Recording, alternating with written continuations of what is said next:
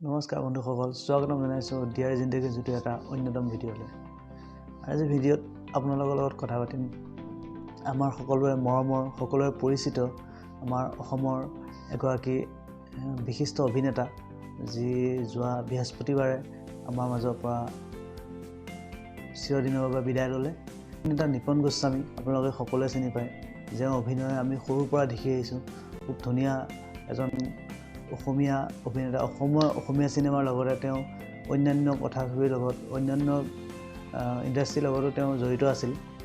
তেওঁ আমাৰ মাজৰ পৰা যোৱা বৃহস্পতিবাৰে আমাৰ এৰি থৈ গুচি যায় চিৰদিনৰ বাবে। আমি তেওঁৰ অভিনয়ৰ বিষয়ে অলপ কথা পাতিম, তেওঁৰ বিষয়ে জীৱনীৰ বিষয়ে অকণমান জানিব চেষ্টা কৰিম। আহক আমি ভিডিঅ'টো আৰম্ভ কৰোঁ। তাৰ আগতে যদি আপুনি এতিয়ালৈ চেনেলটো ছাবস্ক্ৰাইব কৰা নাই, ছাবস্ক্ৰাইব কৰি ল'ব আৰু শ্বেয়াৰ কৰিবলৈ নাপাহৰিব।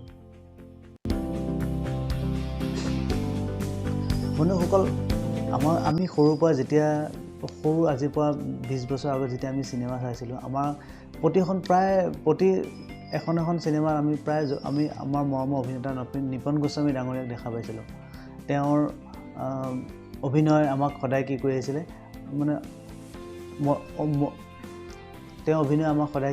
খুব আনন্দিত কৰিছিলে। তেওঁৰ কিছুমান চিনেমা আমাৰ মনত আছে, কাদম্বৰী, কইনা মোৰ ধুনীয়া, তাৰপিছত হিয়া দিয়া নিয়া, এটা হাতী আৰু নাতি, এনেধৰণৰ বহুতো চিনেমা আমি কি কৰিছিলোঁ, তেওঁৰ অভিনয়ত আমি দেখা পাইছিলোঁ। ইয়াৰ আগত আমি যেতিয়া জন্ম হোৱা নাছিলোঁ, তাৰ আগতে তেওঁ অভিনয়ৰ লগত জড়িত হৈ আছে।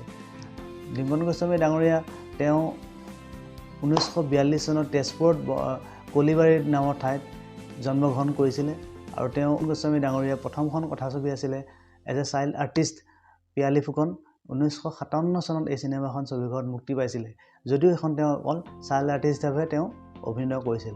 তেওঁ অভিনীত লিড আৰ্টিষ্ট হিচাপে প্ৰথমখন কথাছবি আছিলে সংগ্ৰাম, যি 1968 চনত মুক্তি লাভ কৰিছিলে।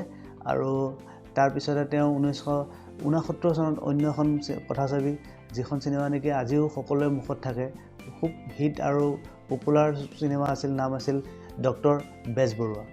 আৰু এই চিনেমাখনৰ লগত তেওঁৰ স্মৃতি বহুত জড়িত হৈ আছে বুলি আমি প্ৰায় নিউজত বা তেওঁৰ ইণ্টাৰভিউবিলাকত পাওঁ। গতিকে আমি ৰিচেণ্টলি এটা ইণ্টাৰভিউ পাইছিলোঁ, য'ত তেওঁ কৈছিলে যে এই চিনেমাখনৰ এখন চিনেমা বনাব বিচাৰে ডক্টৰ বেজবৰুৱাৰ দ্বিতীয় পাৰ্ট হিচাপে। আৰু অলৰেডি তেওঁ এখন চিনেমা বনাইছে, মুক্তিৰ ঠিক সমীপত আছিলে। কিন্তু খুব দুখ লগা কথা, তেওঁ চিনেমাখন নিজে পৰিচালনা কৰিছিল, ডাইৰেকশ্যন কৰিছিলে। গতিকে তেওঁ চিনেমাখন কিন্তু চাবলৈ নাপালে। গতিকে তেওঁ অভিনীত কথাছবিসমূহৰ ভিতৰত বহুত ভাল কথাছবি আছিলে। পাৰ্চনেলি মই যদি তেওঁ অভিনয়ৰ চিনেমা খুব ভাল লগা চিনেমাৰ ভিতৰত কওঁ, মোৰ নিপন গোস্বামী ডাঙৰীয়াৰ সবাতোকৈ ভাল লগা কথাছবি এখন আছিলে শকুন্তলা আৰু শংকৰ জোচেফ আলি। যদি আপুনি চোৱা নাই, এতিয়াও ইউটিউবত এভেইলেবল আছে, চাই ল'ব।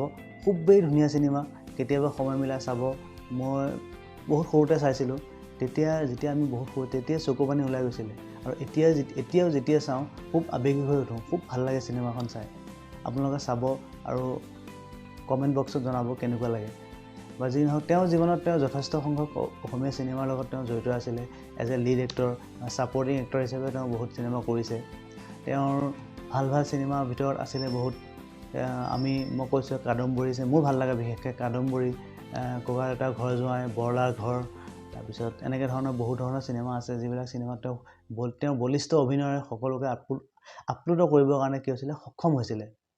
তেওঁ চিনেমাৰ লিষ্টখন মই আপোনালোকক স্ক্ৰীণত দিম, চাব তেওঁ কিমান চিনেমা কি কৰিছে। তেওঁ অসমীয়া চিনেমাৰ লগতে অন্যান্য ইণ্ডাষ্ট্ৰীৰ লগতো তেওঁ জড়িত আছিলে।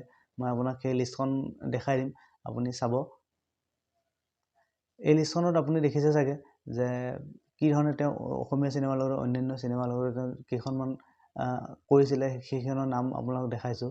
আৰু লগতে নিপন গোস্বামীৰ বিষয়ে আমি যদি বহুত কথা জানিব বিচাৰোঁ, তেওঁৰ বিষয়ে কিন্তু এটা কথা খুব দুখ লাগে। শেষ সময়ত আমি যোৱাকালি টিভি চাইছিলোঁ আৰু ইউটিউবতো পাইছোঁ, তেওঁ যেতিয়া হস্পিটেলত এডমিট হৈ আছিলে, তেওঁ মুখৰ পৰা মাস্কখন উলিয়াই এটা প্ৰশ্ন কৰিছিলে যে মোৰ হস্পিটেলৰ বিল কোনে দিব। গতিকে এজন অভিনেতা হিচাপে শেষ সময়ত এই শব্দটোৱে কেইটামান বহুত ডাঙৰ প্ৰশ্ন উদ্ভাৱন কৰি থৈ যায়।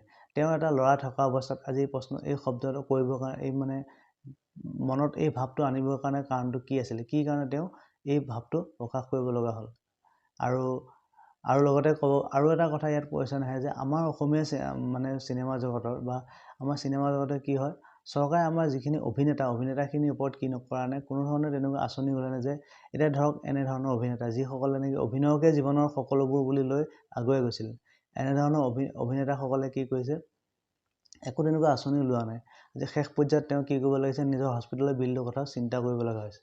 গতিকে মোৰ চৰকাৰলৈ এটা অনুৰোধ যে এনেধৰণৰ অভিনেতাসকলৰ বাবে যাতে এটা নিজা সৰু আঁচনি উলিয়াই, যি আঁচনিৰ দ্বাৰা কি কৰিব পাৰি সিহঁতক এটা শেষ পৰ্যায়ত যেতিয়া তেওঁ চিনেমাৰ পৰা দূৰ হৈ যাব, তেওঁ যাতে সেই আঁচনিৰ দ্বাৰা তেওঁ শেষ পৰ্যায়ত নিজকে চলাই নিব পাৰে বা নিজৰ বিপদ আপদ বা বেমাৰ আজাৰ চাব পাৰে বা শেষ পৰ্যায়ত কাৰো ওপৰত ডিপেণ্ডেবল নোহোৱাকৈ চলি যাব পাৰে।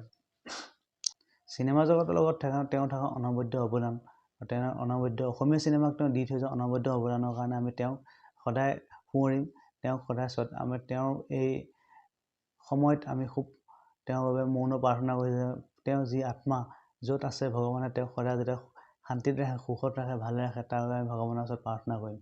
আৰু নিপন গোস্বামী ডাঙৰীয়া বহুতেই এজন ভাল অভিনেতা আছিলে। তেওঁৰ অভিনয়ৰ বিষয়ে আমি কোৱাৰ প্ৰয়োজনীয় নাই। যিসকলে নিপন গোস্বামী ডাঙৰীয়াক পাইছে বা তেওঁৰ চিনেমা চাইছে বা তেওঁক ফ'ল' কৰে, তেখেতসকলে জানে এজন অভিনয়ৰ ক্ষেত্ৰত তেওঁ এজন কি আছিলে, একদম মাইলষ্টোন আছিলে। আমাৰ অসমীয়া ছবি জগতৰ আমাৰ কিছুমান বিশেষ অভিনেতা যে বিজু ফুকন ডাঙৰীয়া, তপন দাস ডাঙৰীয়া আৰু নিপন গোস্বামী ডাঙৰীয়া, যতীন বৰা, এনেধৰণৰ বৰ্তমান সময়ত ৰবি শৰ্মা, এনেধৰণৰ কিছুমান অভিনেতা যাৰ অভিনয়ক আমি কোনোদিনে কি কৰিব নোৱাৰোঁ, পাহৰিব নোৱাৰোঁ। সৰ্বশেষত তেওঁৰ অভিনীত চিনেমাবোৰ খুব ভাল লাগিছিল। অসমীয়া ছবি জগতত তেওঁ এটা বিশেষ স্থান লাভ কৰি আহিছিল আৰু অসমীয়া ছবি জগতক এটা বিশেষ এটা স্থানত নিয়াৰ বাবে তেওঁৰ অনবদ্য অৱদান আছে। 1942 চনত জন্মগ্ৰহণ কৰা নিপন গোস্বামী ডাঙৰীয়া 2022 চনৰ 27 অক্টোবৰ দিনা আমাৰ মাজৰ পৰা বিদায় লয় আৰু তেওঁৰ বিদায়ত সমগ্ৰ অসমবাসী তথা তেওঁৰ অনুৰাগী সকলোৱে কি দুখ প্ৰকাশ কৰে। আমি আশা কৰোঁ তেওঁৰ আত্মাই সদায় চিৰশান্তি পাওক, তেওঁ য'তে থাকে শান্তিত থাকক। এই ভিডিঅ'টো আমি তেওঁৰ বাবে ডেডিকেট কৰিলোঁ আৰু বন্ধুসকলক অনুৰোধ জনাওঁ যে তেওঁৰ বাবে সকলোৱে যাতে দুৱা প্ৰাৰ্থনা কৰে। আৰু ইয়াৰ মাজতে মোৰ ভিডিঅ'টো আজি সামৰণি মাৰিলোঁ। ভাল লাগিলে লাইক, কমেণ্ট, শ্বেয়াৰ কৰিব। ধন্যবাদ।